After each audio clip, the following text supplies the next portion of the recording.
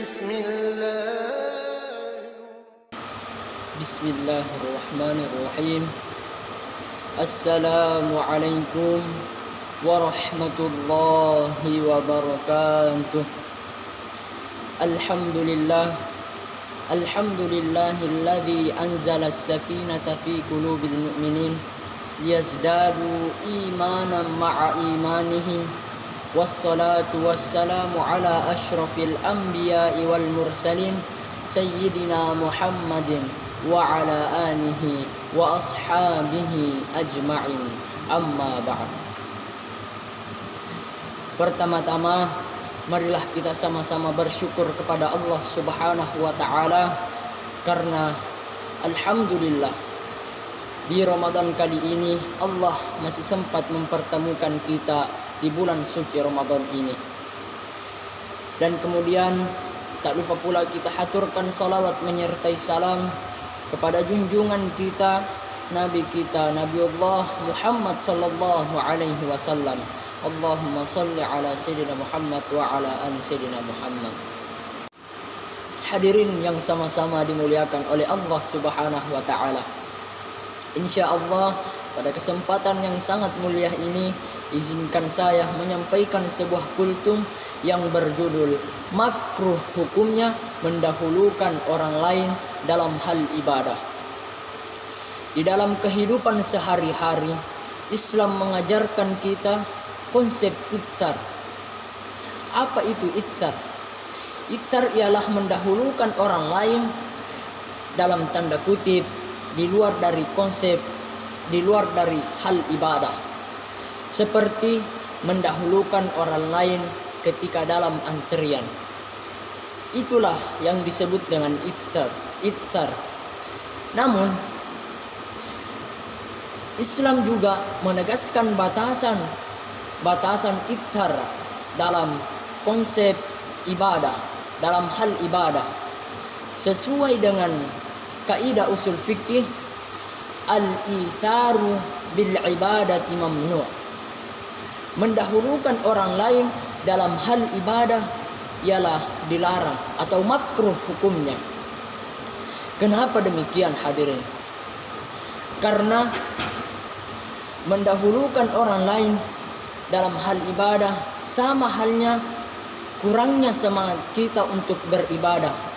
Seperti ketika kita sholat berjamaah, ketika kita berada di saf paling depan, lalu kita melihat orang lain dan menyuruh orang lain untuk menggantikan saf kita di saf yang paling terdepan. Hal itu sangat dimakruhkan oleh agama kita. Karena betapa pentingnya, betapa mulianya orang kalau berada di saf paling depan.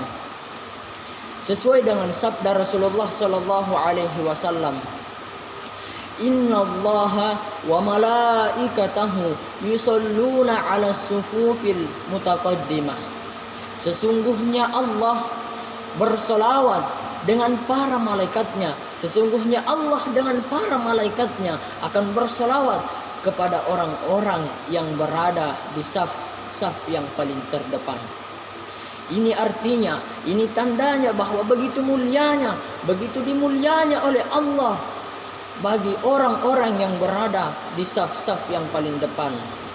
Maka marilah jamaah kita berlomba-lomba untuk mengisi saf yang paling terdepan.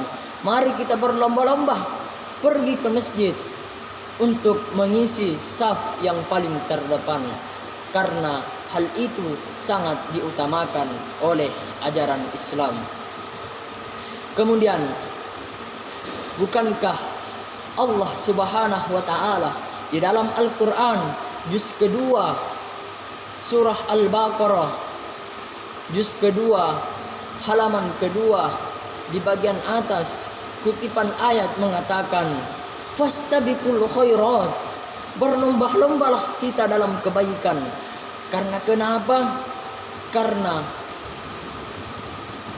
berlomba-lomba dalam kebaikan itu sangat diutamakan, apalagi di bulan suci Ramadan ini. Ketika kita memperbanyak atau berlomba-lomba memperbanyak melakukan kebaikan, maka insya Allah pahala kita akan dilipat gandakan oleh Allah Subhanahu wa ta'ala. Hadirin yang insya Allah sama-sama dimuliakan oleh Allah Subhanahu wa ta'ala. Sebagai kesimpulan kultum saya, marilah hadirin sama-sama kita menghindari yang namanya mendahulukan orang lain dalam hal ibadah. Karena kenapa? Karena hukum dari mendahulukan orang lain dalam hal ibadah ialah makruh. Marilah kita sama-sama berfastabiqul khairat, berlomba-lomba dalam hal kebaikan. Boleh kita mendahulukan orang lain, tetapi dalam tanda kutip di luar daripada hal ibadah.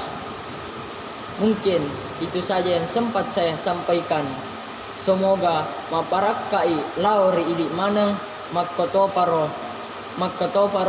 lauri tau mak bicarai.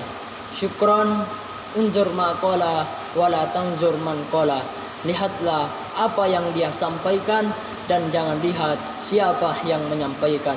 Akhirul kalam, wallahu muwaffiq ila tariqil ikhlas.